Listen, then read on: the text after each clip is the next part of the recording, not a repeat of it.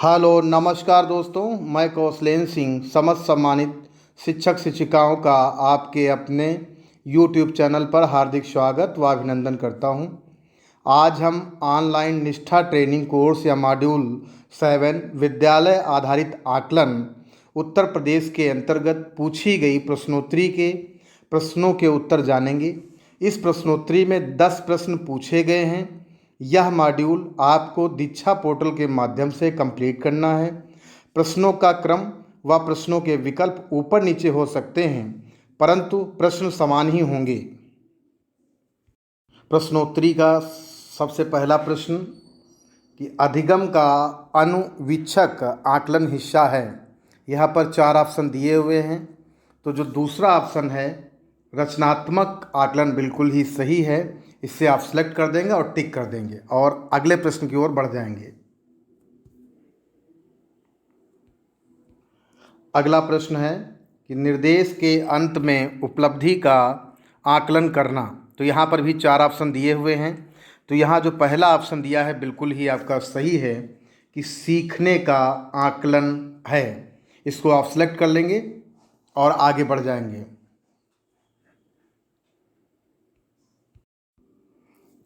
अगला प्रश्न है आपका आकलन का उद्देश्य है। यहाँ पर भी 4 ऑप्शन दिए हुए हैं।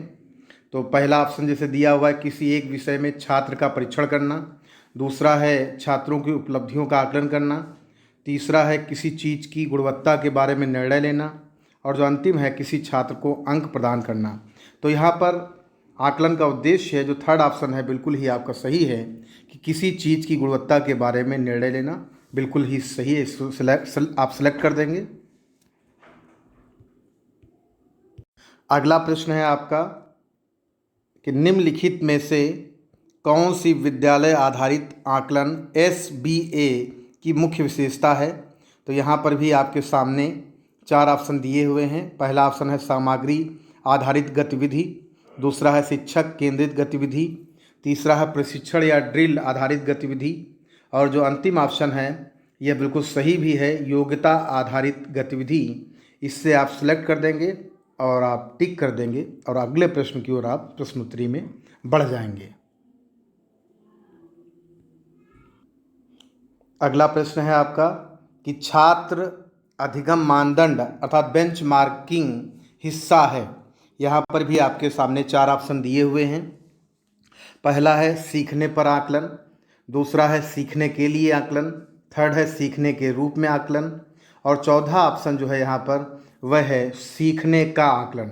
तो यह बिल्कुल सही ऑप्शन है। इसे आप टिक कर देंगे और सिलेक्ट कर लेंगे इसे।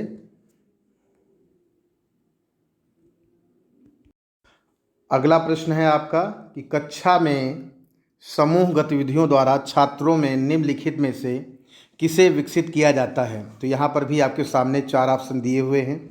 पहला है उत्साह की भावना, दूसरा है नेतृत्व की भावना, तीसरा है अनुशासन, चौथा है सहयोग। तो यहाँ पर जो सहयोग जो चौथा ऑप्शन और जो अंतिम ऑप्शन है बिल्कुल ही सही है। इसे आप सेलेक्ट करके टिक कर देंगे।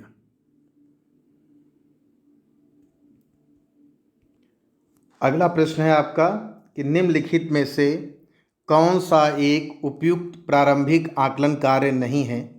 तो यहाँ पर भी आपके सामने 4 ऑप्शन दिए हुए हैं। पहला ऑप्शन है खुले प्रश्न अर्थात ओपन एंडेड, दूसरा है परियोजना, तीसरा है अवलोकन, और चौथा ऑप्शन है छात्रों की रैंकिंग। तो इसमें जो चौथा ऑप्शन है आपका बिल्कुल ही सही है। इसे आप सेलेक्ट करके टिक कर देंगे।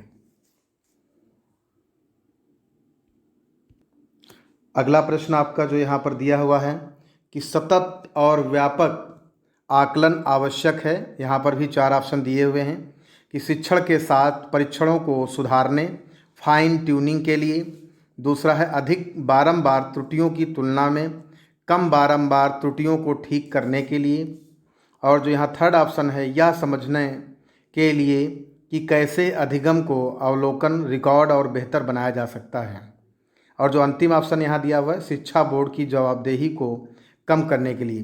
तो यहाँ पर जो थर्ड ऑप्शन है यही बिल्कुल आपका सही है। इसे आप सेलेक्ट करेंगे और आगे बढ़ जाएंगे कि यह समझना के लिए कि कैसे अधिगम को अवलोकन, रिकॉर्ड और बेहतर बनाया जा सकता है। अगला प्रश्न है आपका कि एक शिक्षक कक्षा के कार्य को एकत्रित कर पढ़ती है, फिर छात्रों की ज़रूरतों को पूरा करने के लिए अगले पाठ की योजना बनाते हुए समायोजित करती है, वह कर रही है। यहाँ पर भी आपके सामने 4 ऑप्शन दिए हुए हैं। सीखने पर आकलन, सीखने के लिए आकलन, सीखने का आकलन और सीखने के रूप में आकलन। तो यहाँ जो सेकंड ऑप्शन है बिल्कुल ही आपका सही है। इसे आप सेलेक्ट कर लेंगे और आगे बढ़ेंगे। सीखने के लिए आकलन। प्रश्नोत्तरी का जो अंतिम प्रश्न है वह है कि गणित में सीखने की अक्षमता का आकलन निम्नलिखित परीक्षणों में से किसके द्वारा उचित रूप से किया जा सकता है। तो यहाँ पर जो है आपके सामने 4 ऑप्शन दिए हुए हैं। पहला है अभिक्षमता परीक्षण अर्थात एप्टीट्यूड टेस्ट। दूसरा है नैदानिक परीक्षण, इसे डायग्नोस्टिक टेस्ट भी बोला जाता है, तो इसको भी समझ लें। इसका जो सही ऑप्शन है यही है, इसे आप सेलेक्ट कर देंगे और आप जो है आपकी जो प्रश्नोत्तरी है वह समाप्त हो जाएगी। आशा करेंगे कि अगर आपने मेरे प्रश्नों के आंसरों के अनुरूप अगर आपने प्रश्नोत्तरी को हल किया तो ज़रूर आपको 10 में से 10 अंक मिलेंगे। अगर आप मेरे चैनल पर पहली बार आए हैं तो सब्सक्राइब अवश्य कर लें, व अगर आपको मेरा वीडियो पसंद आया हो तो लाइक शेयर ज़रूर करें व बेल आइकॉन को ही प्रेस कर लें, जिससे आपको मेरे नए वीडियो का नोटिफिकेशन सबसे पहले मिल सके। व आप ध्यानाकर्षण मॉड्यूल, शिक्षण संग्रह मॉड्यूल, आधारशिला मॉड्यूल से संबंधित महत्वपूर्ण प्रश्नों की श्रृंखला मेरे डिस्क्रिप्शन में दिए गए लिंक से देख सकते हैं।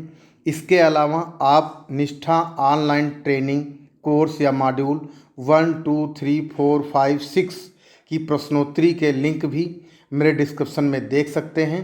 धन्यवाद। नमस्कार दोस्तों।